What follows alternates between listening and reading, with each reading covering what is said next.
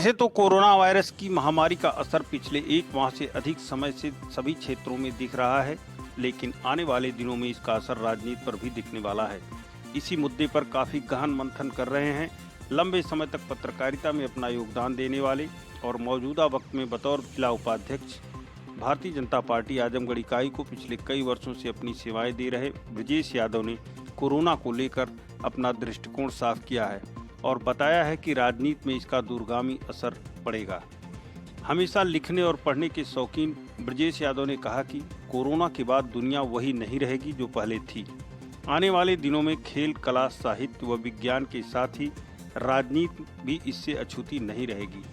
Corona का असर दुनिया की राजनीति पर दिखने लगा है, लेकिन भारत में जहां व्यक्ति के जीवन में राजनीति की पैठ बहुत गहरी और व्यापक है, कोरोना के बाद होने वाले परिवर्तनों के बारे में विचार करना बेहद दिलचस्प होगा। देश में यह परिवर्तन बहुआयामी होगा। कोरोना के साथ लड़ाई में देश की सरकारों के कामकाज के आधार पर जनता उसका मूल्यांकन करेगी। साथ ही भारत के संवैधानिक ढांचे, राजनीतिक तंत्र और पार्टियों के संगठन की संरचना के साथ हमारे राजनीतिक व्यवहार पर भी इसका व्यापक असर परिलक्षित होगा। देश में कोरोना का संकट नहीं आया होता तो अक्टूबर में उत्तर प्रदेश के पंचायत के चुनाव होते, लेकिन बताना संभव नहीं है कि कोरोना का कहर कब तक जारी रहने वाला है। इसलिए यह भी अंदाजा लगाना मुश्किल है कि पंचायत चुनाव निकट भविष्य में कब कराए जाएंगे। कोरोना के कारण देश की आर्थिक गतिविधियां ठप पड़ी हुई हैं। पूरी दुनिया में भयंकर मंदी का संकट दिख रहा है। IMF ने भारत की विकास दर 1.9% तक पहुंचने का अनुमान लगाया है, जो 29 साल में सबसे कम है। कोरोना के कारण फैक्ट्रियां बंद हैं, बड़ी संख्या में मजदूरों का पलायन हुआ है। ऐसी स्थिति में अलग अलग समय पर होने वाले देश के लिए भारी बोझ साबित होंगे चुनाव। इसलिए देश में एक बार फिर इस बात की चर्चा जोर पकड़ सकती है कि देश और केंद्र में और राज्य के चुनाव एक साथ कराए जाएं। जाहिर है कि भाजपा और प्रधानमंत्री नरेंद्र मोदी इस बारे में पहले ही अपनी उत्सुकता जाहिर कर चुके हैं।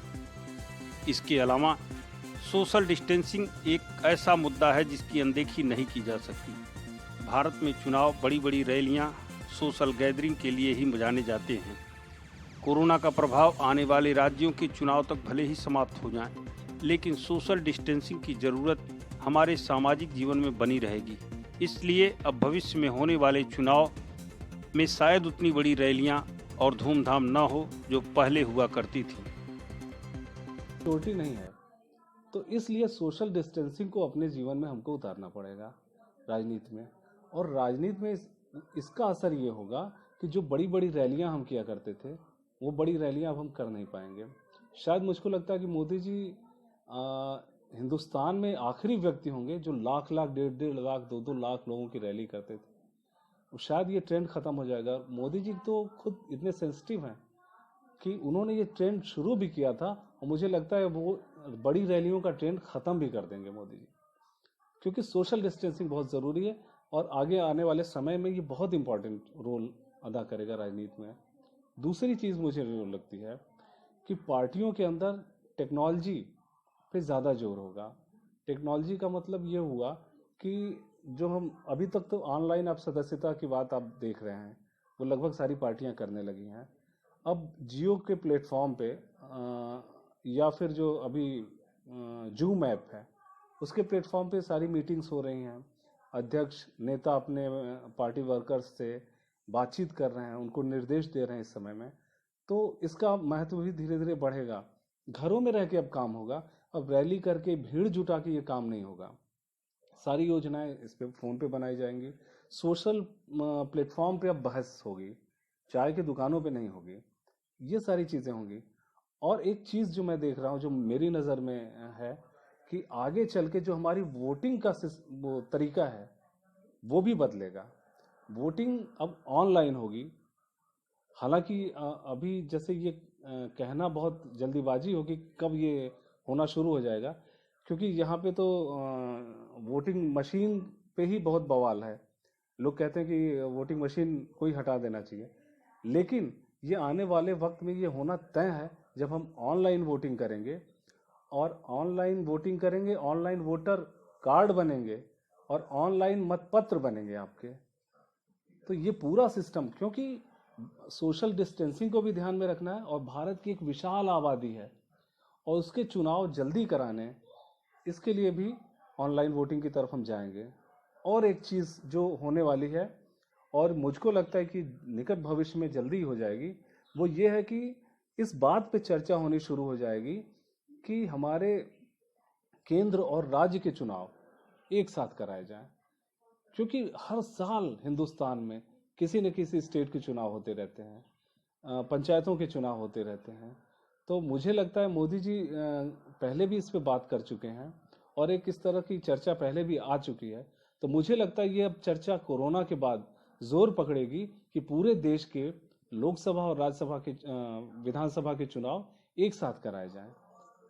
तो ये सारी चीज़ें बहुत असर डालेंगी। तो मुझे लगता है कि जो राजनीतिक सामाजिक पहलू है उसमें बदलाव आएगा, जो हमारा राजनीतिक तंत्र है उसमें बदलाव आएगा, और इन सब चीज़ों को बदलने के लिए संविधान में जाहिर है कि परिवर्तन करने पड़ेंगे, तो संवैधानिक परिवर्तन भी होगा। तो राजनीति की मूल दशा और दिशा कोरोना के बाद बदलने वाली है। राजनीति के अलावा सामाजिक क्षेत्र में एक बेहतर सोच रखने वाले ब्रजेश यादव ने कहा कि अगर ऐसा होता है तो पार्टियां कार्यकर्ताओं की अपेक्षा पेड वर्कर्स, विशेषज्ञों और विभिन्न एजेंसियों पर निर्भर हो जाएंगी, जिससे राजनीतिक दलों का खर्चा बढ़ेगा। अभी तक चुनाव धन बल और बाहुबल के आधार पर लड़े जाते हैं, लेकिन इस बदलाव के बाद चुनाव धन बल पर आश्रित हो जाएंगे। राजनीति में तकनीक का प्रभाव बढ़ जाएगा। पर एक बात उन्होंने बेबाकी से कहा कि इतना सब होने पर भी राजनीति में वे तत्व बने रहेंगे जिनके लिए भारतीय लोकतंत्र बदनाम रहा है, यानी जाति आधारित राजनीति बनी रहेगी। राजनीति में क्षेत्रवाद, भाई भतीजावाद भी रहेगा और करिश्माई नेता की खोज भी जारी रहेगी।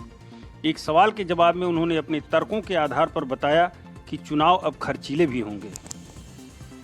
तब तक कहा जाए कि पेड वर्क घरों में बैठ कर के लोग कार्यकर्ता बनेंगे और घरों में बैठ के कार्यकर्ता काम करेंगे, क्योंकि और उसका असर ये पड़ेगा, जब ये सारी चीज़ें ऑनलाइन होने लगेंगी तो इसमें धन का बहुत खर्च होगा, पैसा बहुत खर्च होगा।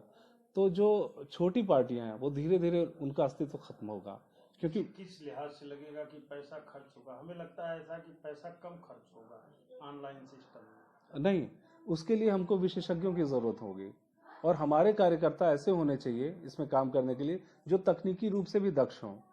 और अभी हिंदुस्तान में तमाम ऐसे कार्यकर्ता हैं जो हमारे गांव गिराव में रहते हैं, वो तकनीकी रूप से उतने दक्ष नहीं हैं। तो जब तक वो दक्ष नहीं हो जाते, उस तरह के हमको कार्यकर्ता नहीं मिलने लगते, तब तक मतलब ये कहा जाए कि पेड वर्कर्स पार्टियां जुटाएंगी, पेड वर्कर्स जुटाएंगी, विशेषज्ञों को जुटाएंगी और तकनीकी विशेषज्ञ जुटाने ज़रूरी होंगे, उनके जरिए काम लिया जाएगा। तो वो बहुत एक्सपेंसिव होंगे क्योंकि वो पढ़े लिखे लोग होंगे, सक्षम लोग होंगे, तो वो इसको एक जॉब की तरह से लेंगे। राजनीतिक पार्टियों के लिए काम करना एक नौकरी जैसा हो जाएगा कुछ लोगों के लिए, और जाहिर सी बात है उनको, हाँ, ये खर्च ज़्यादा बढ़ेगा।